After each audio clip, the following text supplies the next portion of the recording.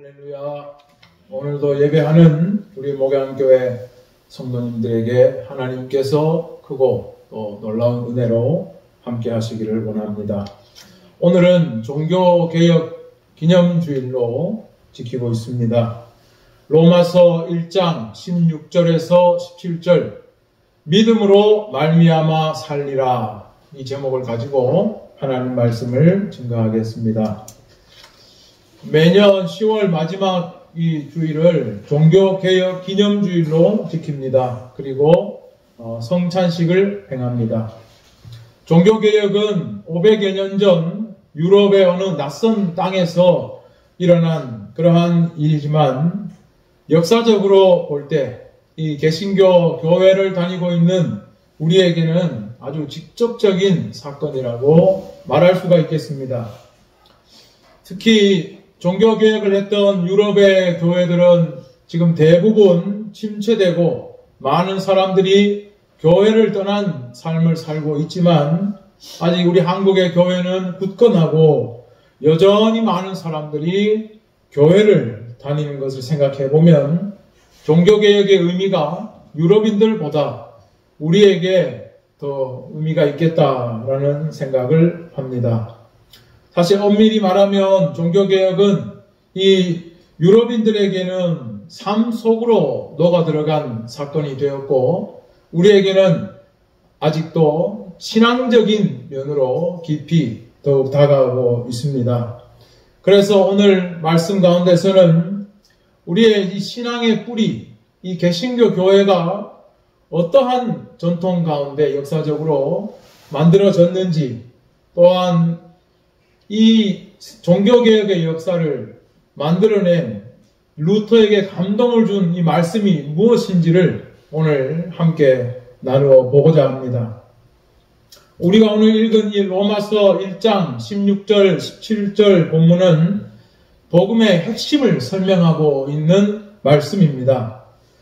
의인은 믿음으로 말미암아 살리라. 사도 바울이 왜 의인은 믿음으로 말미암아 살리라 이 말을 왜 했을까요? 이 로마서는 사도 바울이 로마 교회에 보낸 편지입니다. 그런데 첫 부분부터 나오는 말이 바로 하나님의 복음입니다. 유앙겔리온 데우, 하나님의 복음. 바울은 자기가 예수 그리스도의 종이며 하나님의 복음을 위해서 택함을 받았다고 이야기하고 있습니다. 이 복음이란 게 뭘까요? 그냥 어원을 보면 유앙겔리온, 좋은 소식, 기쁜 소식, 굿뉴스, 복된 소식, 이러한 뜻이 담겨 있는 것이지만, 바울이 말하는 이 복음은 단순히 좋은 소식이 아니라 옛적 율법과 선지자들에게서 이미 약속되었던 것이 이제 예수라는 이 사람을 통해 나타나게 되었다. 예수 그리스도를 통해 이 세상에 하나님의 그 약속한 것이 나타났다. 이것이 바로 복음이라고 설명하고 있습니다. 그래서 바울은 이 복음을 가지고 이 영적인 은혜의 선물을 이제 로마 교회에도 나눠주기 원한다고 이야기합니다. 이것을 나눠줘서 당신들을 믿음 위에 굳건하게 세우고자 한다라고 편지에 이야기하고 있습니다. 그리고 나서 13절에 보면 너희 중에서도 다른 이방인 중에서와 같이 열매를 맺게 하려 함이라. 로마 교회도 복음을 전파해서 이 믿음의 결실들을 이루겠다는 것입니다. 그리고 한 말이 재미있습니다. 헬라인이나 야만인이나 지혜 있는 자나 어리석은 모든 사람에게 내가 빚을 지고 있다고 이야기합니다. 이 말의 뜻은 무엇일까요? 이 복음은 모든 사람이 들어야 할 말이라는 겁니다. 그리고 나는 모든 사람에게 바로 이것을 전해야 할 사명을 가지고 있다는 뜻입니다. 그리고는 오늘 우리가 읽은 본문이 나옵니다. 내가 복음을 부끄러워하지 않는다. 바울은 왜 갑자기 복음을 부끄러워하지 않는다라는 이 말을 했을까요? 슈툴마흐라는 신학자는 이 표현이 원시 기독교의 신앙 고백 문체에서 유래했다고 이야기합니다. 그 뜻은 뭐냐 하면 바울 사도는 복음을 위해서 어떤 것에도 굽히지 않고 굴복하지 않는다는 그런 표현을 한 것이라고 이야기를 합니다. 바울은 복음으로 인해 많은 사람들에게 비방을 받았고 조롱을 받기도 했습니다. 로마 교회에서도 그런 비방이 있었습니다. 로마서 3장 8절에 보면 그러면 선을 이루기 위하여 악을 하자 않겠느냐. 어떤 이들이 이렇게 비방하여 우리가 이런 말을 한다고 하니 그들은 정죄받는 것이 마땅하다. 복음을 자기들 나름대로 왜곡하면서 조롱하고 있는 것입니다. 바울은 또 복음 때문에 감옥에 갇히기도 했습니다. 감옥에 갇힌다는 건 범죄자가 된다는 뜻이죠. 그러나 바울은 복음 때문에 감옥에 갇힌 일로 부끄러워하지 않았습니다.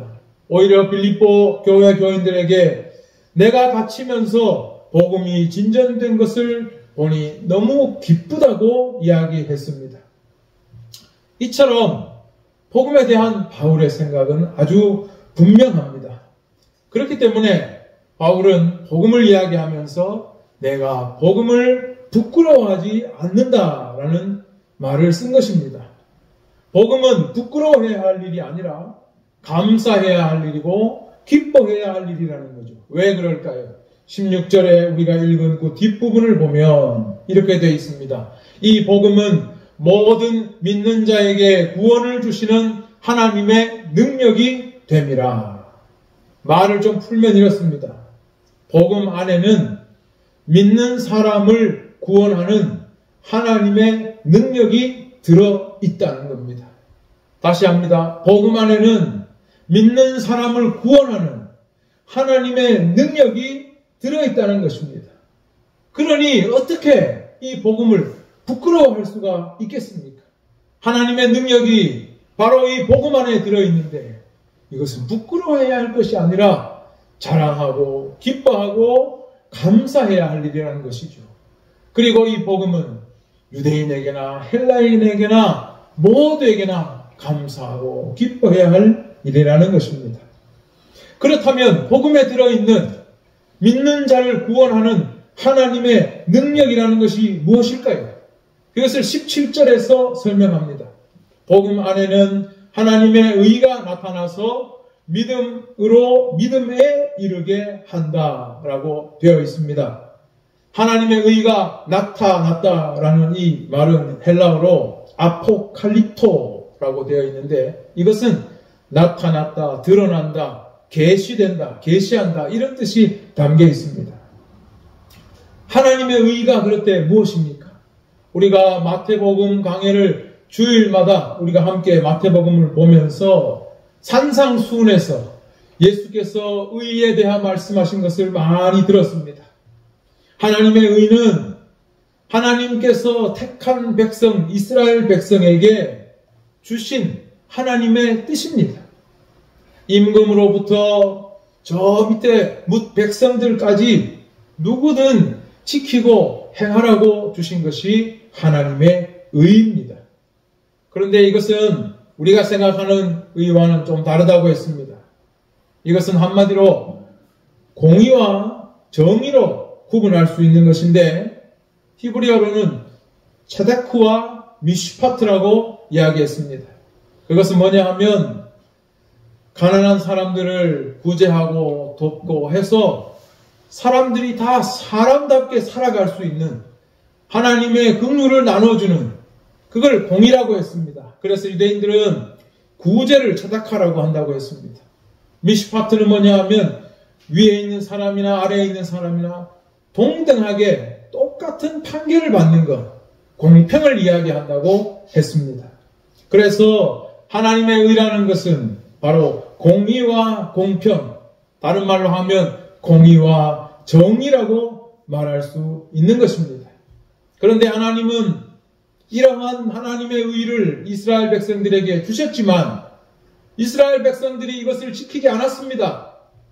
힘있고 또 권세를 가진 자들은 가난한 자들을 착취하고 자기들 배만 불리고 판결을 굽게 해서 자기들만 모든 데서 빠져나가고 가난하고 힘없고 이런 사람들은 억울한 일 당하고 굶어 죽어가는 일을 볼 때 하나님께서 이스라엘 백성에게 베푸신 은혜를 거두었습니다.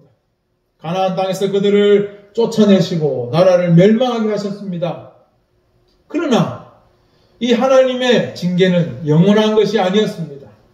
예언자들을 통하여 하나님은 메시아를 보내실 것이고 메시아를 통하여서 하나님의 의를 다시 회복하시겠다고 했습니다.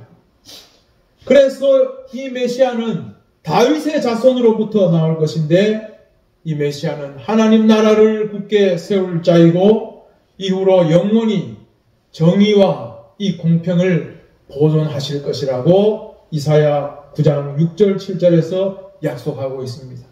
그뿐만 아니라 새 영을 너희 가운데 두고 너희에게 새 마음을 주어서 이제는 율법을 지키라 마라 하지 않고 너희가 율례를 행하게 하겠다고 에스겔 36장에서 말씀하고 있습니다. 이처럼 수많은 선지자가 메시아를 통해 주실 새 언약을 약속했고 그렇기 때문에 사도 바울은 이제 선지자를 통해 주신 하나님의 약속이 예수 그리스도를 통해 이 땅에 이루어졌다는 확신을 가지고 이 복음이야말로 놀라운 하나님의 능력이라고 이야기하고 있는 겁니다. 복음 안에 나타나는 하나님의 의는 믿음으로부터 믿음에 이르게 한다. 바로 그것을 믿는 자에게 이루어진다고 말하고 있는 겁니다. 그 말이 곧 믿음으로부터 믿음에 이르게 한다는 뜻입니다. 복음 안에 있는 하나님의 의가 믿음으로 믿음에 이르도록 나타났다는 것입니다. 그런데 이 의를 우리가 어떻게 받느냐? 이것이 중요하죠. 바로 바울이 그걸 이야기하고 있는 겁니다. 하나님의 의를 얻는다는 것은 다른 방법으로 되는 게 아니다. 예수 그리스도를 통해 드러난 하나님의 의는 이제 믿음으로서만 얻을 수 있다는 겁니다. 그래서 의인은 믿음으로부터 산다고 했습니다. 의의를 얻지 못하면 반대로 죽는 것입니다. 우리가 구약 성경에서 보았듯이 하나님의 의는 이스라엘 백성에게 지키라고 주신 건데 이것을 지키지 않는 자는 그 누구나 구분 없이 다 하나님의 심판을 받았습니다. 힘있고 권세 있는 자들이 얄팍한 방법으로 술수로 살아날 수 있었지만 하나님의 징벌 앞에서는 어떤 것도 남을 수가 없었습니다. 나라가 망해버리는데 왕이 아무리 술수를 부린다고 수가 있겠습니까?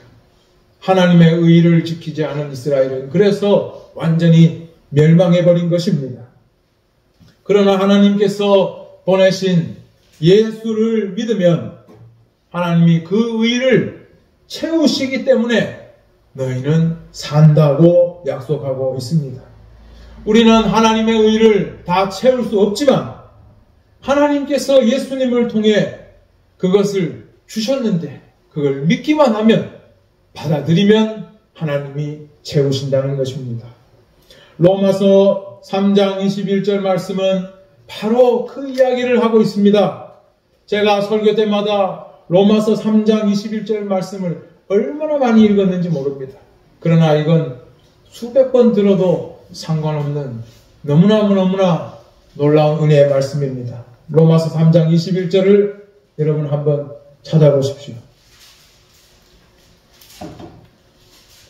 로마서 20장부터 읽어보겠습니다. 그러므로 율법의 행위로 그의 앞에 의롭다 하심을 얻을 육체가 없나니 율법으로는 죄를 깨달음이니라.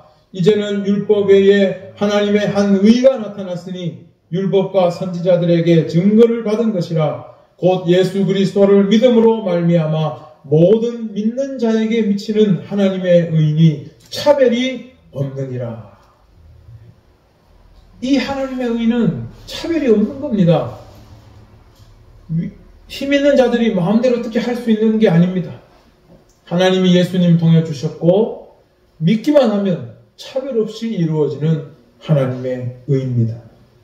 이렇게 놀라운 일이 바로 복음 안에 있습니다. 그래서 복음은 유대인, 헬라인, 야만인 가리지 않고 믿기만 하면 하나님의 능력을 통해 구원하십니다. 지금 바로 예수 그리스도를 믿기만 하면 심판 가운데 멸망하지 않는다는 것입니다. 의인은 믿음으로 말미암아 산다는 말이 바로 그 말입니다. 우리는 예수 믿으면 천국 간다, 이 간단한 이 말로 이 진리를 우리가 배웠지만 그 말은 즉 하나님의 의가 이 복음 안에 계시되었기 때문에 이제 그것을 믿는 자는 하나님의 심판을 피할 길을 얻게 되었다는 것입니다. 우리가 신약 성경 복음서를 읽어보면 예수님에게 이미 그러한 권세가 있음을 보여주고 있습니다. 예수께서 십자가에 못 박히시기 전에도 사람들의 병을 고치고 하신 말씀이 특이합니다. 내 병이 나았다가 아니라 내 죄사함을 받았다. 내가 구원을 받았느니라. 자신의 발을 씻기는 여인에게 내 죄사함을 받았느니라 했습니다. 예수님은 죄사함의 권세, 구원할 권세가 있다는 것을 이렇게 나타내신 것입니다. 그래서 에베소서 1장 7절에 보면 우리는 그리스도 안에서 그의 은혜의 풍성함을 따라 그의 피로 말미암아 속량 곧 죄사함을 받았느니라 라고 선언하고 있습니다. 이처럼 죄사함의 은혜가 바로 예수께 있음을 성경은 보여주고 있습니다. 그리고 이를 믿는 사람들이, 부르심을 입은 사람들이 교회를 이루었습니다.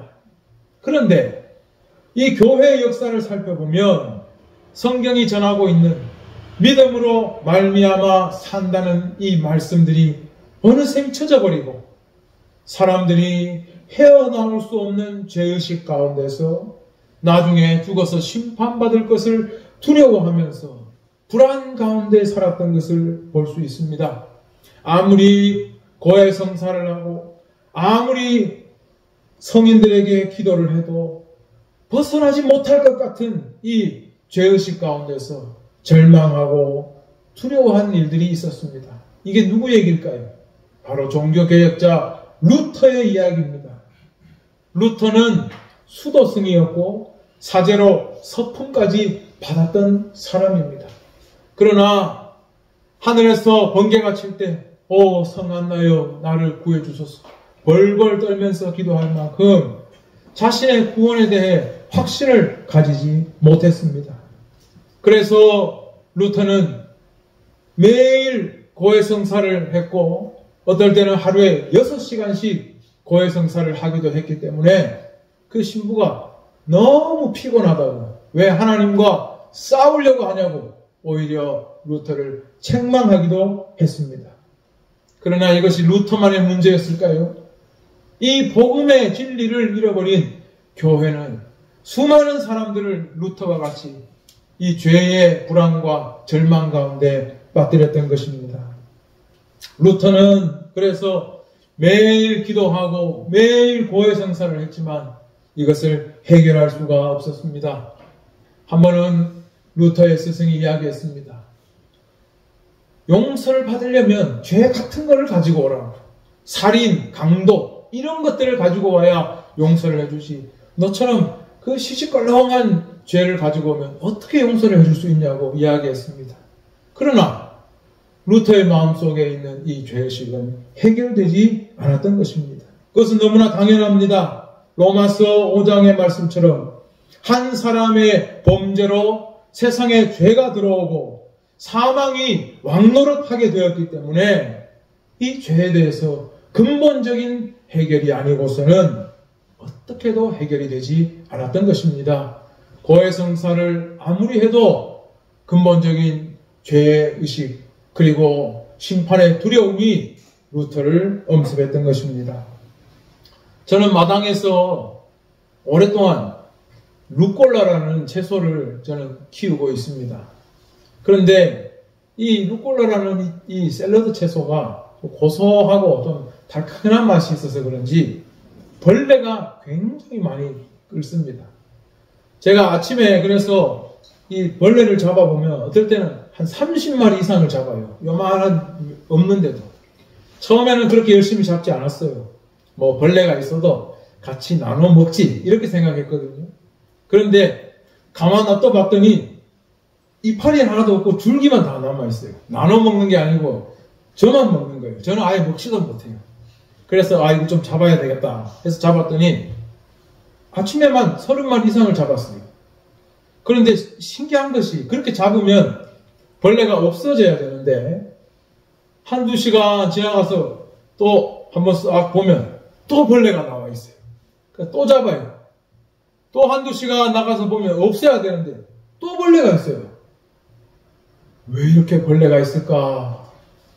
정말 아무리 생각해도 이해를 할 수 없었는데 어느 날 가만히 봤더니 잎사귀가 순이 이렇게 올라오는 그 사이에 나비가 알을 다 낳아서 그런지 여기에서 알 같은 것들이 깨서 이파리를 먹으면서 나오는 거예요. 그러니 루꼴라가 성장하면 할수록 벌레도 같이 성장하면서 나오니까 아무리 잡아도 그 벌레가 없어지지가 않는 것입니다. 그러니까 끝도 없이 벌레를 잡아내야 하는 거예요. 루꼴라를 조금이라도 맛보려면. 그런데 이것이 완전히 사라지는 때가 있습니다. 언제일까요? 겨울 추위가 몰려오면 이 벌레가 싹 죽습니다. 그런데 안타까운 일은 루꼴라도 죽어요. 루꼴라도 더 이상 살 수가 없어요. 죄의 문제는 이와 같다고 봅니다. 우리가 살아있는 동안 죄의 문제는 결코 우리와 분리될 수 없습니다. 마지막 때가 되면, 즉 인간이 죽으면 죄의 문제도 해결됩니다. 그렇기 때문에 이 죄의 문제는 아무리 고민해도 해결이 안 되고 고해성사를 아무리 해도 근본적인 문제는 해결되지 않습니다. 그런데 하나님의 해결 방법은 예수 그리스도를 믿는 자에게 죄와 함께 죽음을 맞게 하셨다는 사실입니다. 그리고 그 징표로 예수를 믿는 자에게 세례를 줍니다. 세례를 받는다는 것은 십자가에 달린 예수와 함께 죄에 대해서 세상에 대해서 죽는다는 것을 의미합니다. 물에 들어갔다가 나오는 것은 바로 우리의 죽음을 상징하는 것입니다. 그런데 이 죽은 걸 그냥 놔두지 않아요.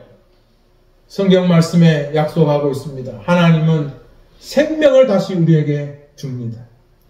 그래서 하나님은 이 믿는 자를 죽음 가운데서 구원하신다고 약속했습니다.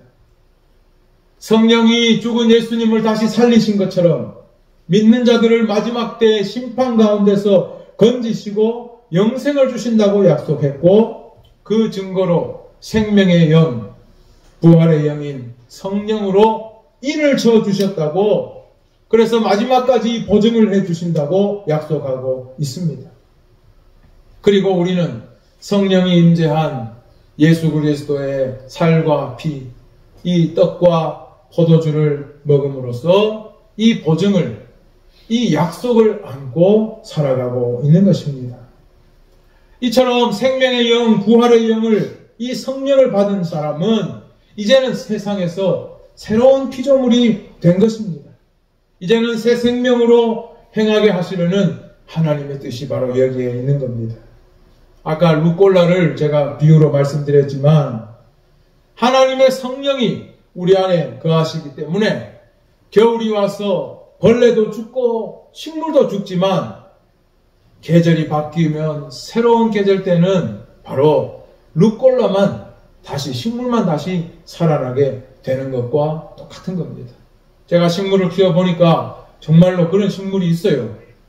겨울에 싹 말라 죽는데 더 끝났다고 생각했는데 봄이 되면 그 땅속에서 녹색 새싹이 이렇게 싹 나오더니 갑자기 다시 파릇파릇 피어나는 것들을 볼 수가 있어요.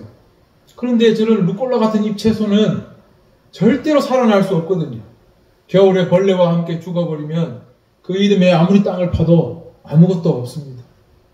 그러나 하나님께서 행하시는 이 구원의 방법은 하나님의 영, 생명의 영을 우리 가운데 넣어주셔서 벌레와 함께 같이 죽더라도 계절이 바뀌면 주의 심판이 도래할 때 우리가 새 생명으로 다시 일어나게 하신다는 것이 바로 하나님의 이 구원의 방법입니다.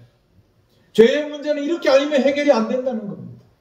고해성사를 많이 하는 것, 이것은 벌레를 그냥 계속 잡아내는 것과 똑같은 거예요. 근신이 그냥 벌레를 잡아내고 조금 먹을 수 있지만 근원적으로 해결이 되지 않는 겁니다. 우리가 선행을 행해서 구원을 받는다? 벌레를 계속 잡아내는 것 같은 거예요. 아무리 잡아내도, 아무리 선행을 행해도 우리 가운데 있는 의의 그 고민은 해결되지 않는 것입니다. 물론 선행이나 고해성사 같은 게 필요 없다는 말이 아닙니다.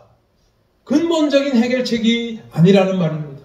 원래 고해성사라는 것은 왜 나왔냐 하면 구원을 받은 하나님의 백성이 구원을 받은 백성으로 살아가면서도 남아있는 죄, 여죄에 대해서 신부에게 자기의 죄를 고해하는 것. 이걸 원래 고해성사의 목적이었어요.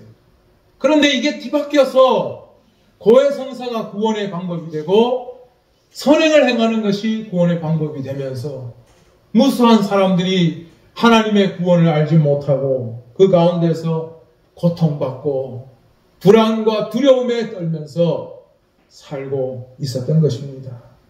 그래서 루터처럼 사제가 되어서도 하나님의 말씀을 못 들었기 때문에 믿음으로 말미암아 산다는 것을 몰라서 일평생 고통받고 살았던 것입니다. 교회 다니는 사람들 중에도 이렇게 구원을 모르는 사람들이 그런데 있습니다. 교제를 위해 교회 다니는 사람, 또 자기 사업에 도움이 되고자 교회 다니는 사람, 직장 문제로 교회 다니라고 해서 교회 다니는 사람. 옛날에는 쌀 신자들이 있었습니다. 교회 가면은 쌀을 줬어요. 밀가루 신자도 있었어요. 우리 어릴 때는 여름 성경학교 가면 쭈쭈바 좋으면 여름 성경학교 갔어요. 쭈쭈바 신자도 있어요.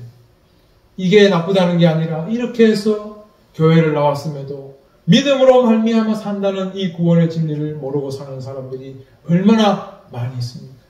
그런데 루터는 어떻게 이걸 해결했을까요? 그의 스승이 이야기했어요. 너 이러지 말고 대학 가서 더 신학을 공부하고 성경을 연구해봐라. 사람 자체가 건전하니 열심히 박사과정 공부해서 성경을 연구하고 하다 보면 길이 열리지 않겠느냐. 그래서 루터가 박사과정을 하고 공부를 하고 그리고 시편 강해를 하고 로마서와 갈라디아서 말씀을 연구하다가 깨닫게 된 겁니다. 예수님도 나처럼 고통을 받았구나. 나는 죄 때문에 고통받는데 왜 예수님은 고통받았을까? 예수님은 바로 이 세상의 모든 불의를 짊어지고 고통받았다는 것을 깨닫게 되었고, 하나님은 의를 우리에게 주시면서 우리에게 무섭게 하는 분만이 아니라 우리에게 예수님을 보내주셔서 은혜로 우리를 구원하시는 분이라는 것을 깨닫게 되면서 루터는 인생의 놀라운 전환을 찾게 되고 그 진리를 발견하면서 글을 남겨놨어요. 이렇게 되어 있습니다. 밤낮을 가리지 않고 곰곰이 생각하던 어느 날 나는 하나님의 의와 의인은 믿음으로 산다는 말 사이에 관련이 있다는 걸 깨달았다. 하나님의 의는 하나님께서 은혜와 자비를 발휘하셔서 우리의 믿음을 보시고 우리에게 죄가 없는 것으로 취급하는 그 의라는 것을 터득했다. 그 순간 나는 새로 태어나서 활짝 열린 문을 통해 낙원에 이른 기분이었다. 성경 전체가 어떤 의미를 지녔으며 전에는 하나님의 의 때문에 내 속은 증오로 가득 차 있었는데 이제는 이것이 말할 수 없이 소중하게 되었고 더 큰 사랑을 불러일으켰다. 바울 서신의 이 대목이 나에게 있어서 하늘로 통하는 하나의 문이었다고 고백을 하고 있습니다.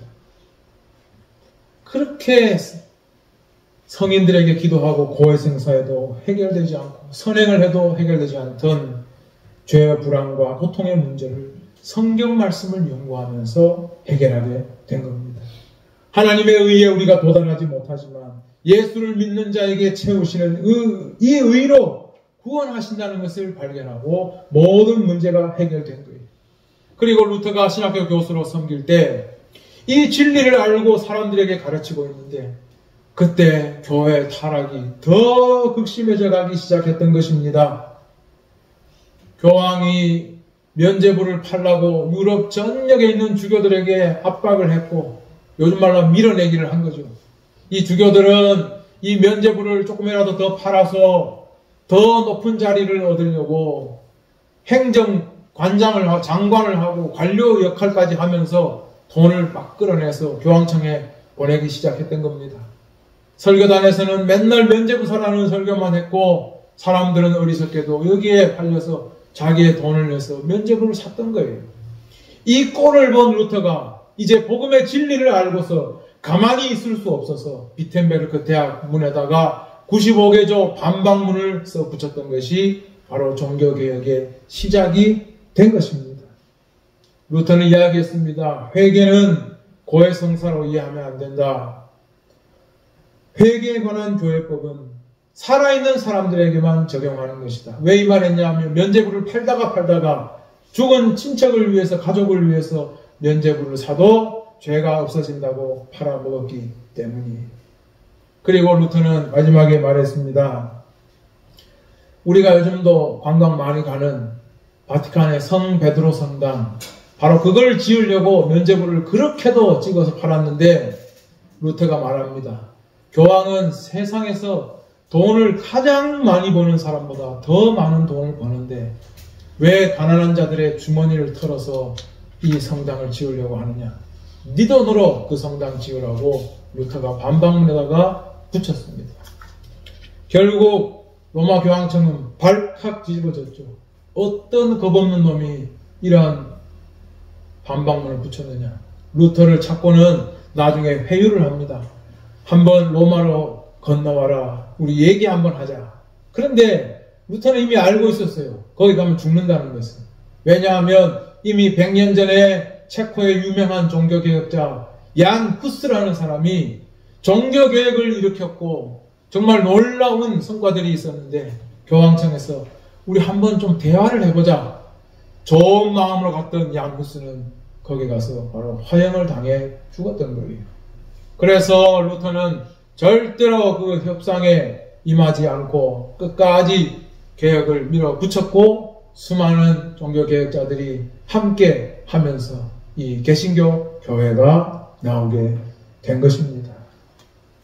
바로 이 종교개혁은 오늘 우리가 읽은 믿음으로 말미암아 살리라는 우리가 잘 아는 이신칭의라는 이 말씀, 이 진리를 깨닫고서부터 나오기 시작한 겁니다.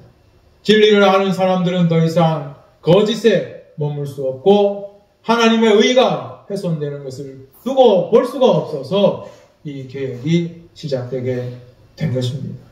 그러나 여러분 우리는 잘 알아야 할 것이 있습니다. 우리가 하나님의 의를 하나님의 은혜로 거저 받았지만 그럼 우리는 구원받았기 때문에 하나님의 의에 대한 의무와 책임이 사라지는 것일까?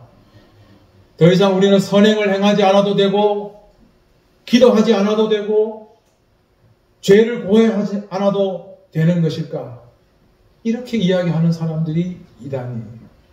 우리에게는 오히려 그 의무와 책임이 더 깊어졌습니다.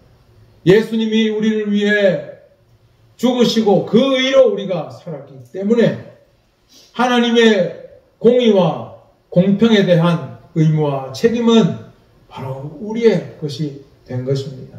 왜 교회가 그렇게 기도하고 구원받았는데 왜 그렇게 하나님께 기도하고 구원받았는데 왜 그렇게 하나님께 예배하고 우리는 구원받았는데 왜 그렇게 구제하고 또 자비를 베풀까요?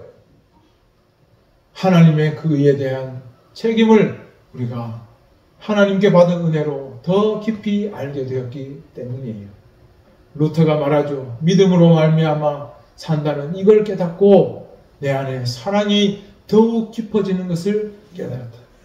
정말 복음의 이 의를 아는 사람은 그 마음에서 하나님의 의, 공의와 정의에 대한 생각, 하나님의 사랑과 은혜가 더 깊어지게 되는 것입니다. 오늘 이 종교개혁 주일에 믿음으로 말미암아 산다는 이 놀라운 복음을 주신 하나님께 다시 감사하며 이 구원의 은혜로 승리하고 여러분의 삶 가운데서 하나님의 의를 이루어가는 복된 분들 되기를 주의 이름으로 축원합니다.